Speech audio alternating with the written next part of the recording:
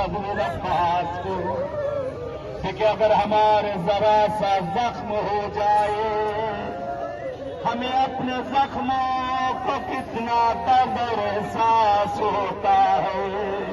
قربان جائے عباس کہ ان بازو کٹ چکے ہیں, ذرہ برابر بھی درد کا احساس نہیں ہے.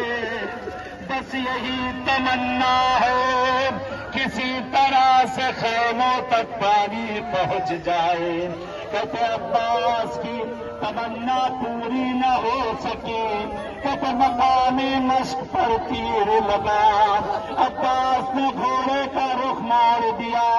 کہتے اب خیمے میں جا کر کیا کروں گا جب پانی ہی نہ رہا, میں سکینہ کو کیا منہ دکھاؤں گا جب سکینہ مجھ سے سوال کرے گی السلام علیکم یا ابا فضل عباس یا ابن امیر المؤمنین یا ابن سید الوصیین.